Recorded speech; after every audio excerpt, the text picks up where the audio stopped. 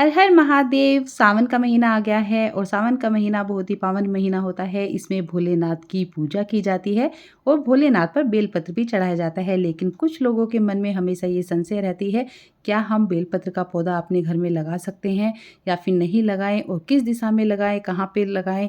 तो ये सारे जो आपके क्वेश्चन हैं उन्हीं का जवाब देने के लिए मैं आ गई हूँ। तो चलिए वीडियो में मेरे साथ बने रहिए। तो बेलपत्र शिव भगवान को अति प्रिय है। माना जाता है कि बेलपत्र शिव भगवान को चढ़ाने मात्र से सभी पापों का नाश हो जाता है। अगर हम बेलपत्र को अपने घर में लगाते हैं तो हमारे घर में अकाल मृत्यु का जो संकट होता है वो भी टल जाता है। घर में बेलपत्र लगाना शुभ माना जाता है। बेलपत्र में माता लक्ष्मी का वास होता है और घर में लगाने से सारी नेगेटिविटी का नाश होता है और घर में अच्छे विचारों का भी जन्म होता है। घर में बेलपत्र लगाने से मनुष्य की सारी बाधाएं समाप्त हो जाती है और वो खुद को बेहतर महसूस करता है। मेरे पास अक्सर ये प्रश्न आता है कि बेलपत्र का पौधा भी नहीं है तो क्या करें, रोज चढ़ाने के लिए हम कहाँ से लेके आएँ। तो मैं आपको बताती हूँ कि आपको करना क्या है।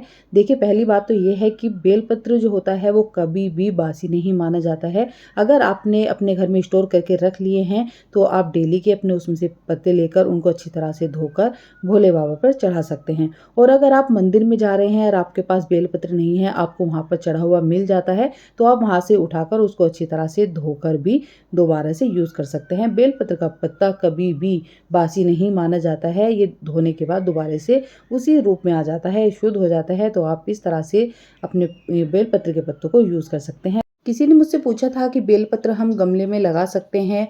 हाँ, आप गमले में भी बेलपत्र लगा सकते हैं। अगर आपके पास खुली जगह है तो आप ज़मीन में लगा लें, नहीं तो आप गमले में भी बेलपत्र लगा सकते हैं और अच्छी खासी बेलपत्र चल जाती है अगर आप सही ढंग से उसकी देखभाल करते हैं।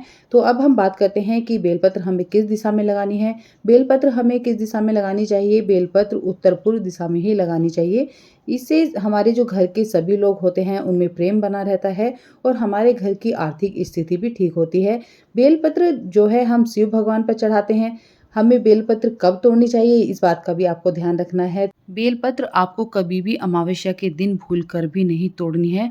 और किस तरह से हमें बेलपत्र भोलेनाथ पर चढ़ानी है, तो हमें इस तरह से सीधी तरफ से बेलपत्र को चिपकाना है। लेकिन चिपकाने से पहले आपको बेलपत्र के ऊपर चंदन से टीके लगाने हैं। आप ओम भी लिख सकते हैं, राम भी लिख सकते हैं, शिव भी लिख सकते हैं, जो भी आपका मन करे आप लिख सकते हैं। तो सभी पत्ते पे सीधी तरफ आप लिखें और फिर उसको आप भोलेनाथ की पिंडी पर चिपका दें। तो इस तरह से आप 5, 7, 9 जितना भी आपका मन चाहे, ढेर सारे भी आप चढ़ा सकते हैं, जितना भी आपका मन चाहे आप चढ़ा सकते हैं। तो बेलपत्र भगवान को अति प्रिय है। मैंने आपको पहले भी बताया था, शिव भगवान को अति प्रिय है बेलपत्र, और बेलपत्र में लक्ष्मी जी का वास होता है और कभी भी हमारी बेलपत्र बासी नहीं मानी जाती है। अगर आपको कहीं भी बेलपत्र मिल जाती है, मंदिर में भी आपको कोई भी पत्ता मिल जाता है, तो आप वहाँ से उठा के उसे धो के दोबारा यूज़ कर सकते हैं। अगर आपको मेरी वीडियो थोड़ी सी भी यूज़फुल लगी हो तो प्लीज़ मेरे चैनल पे जल्दी से जाइए और मेरे चैनल को सब्सक्राइब ज़रूर कर लें, ताकि मैं अच्छी वीडियो आप सबके लिए लेके आती रहूँ, अच्छी जानकारी मैं आप सबके लिए लेके आती रहूँ। तो इसी के साथ मेरी तरफ से आपको सावन की ढेर सारी शुभकामनाएँ।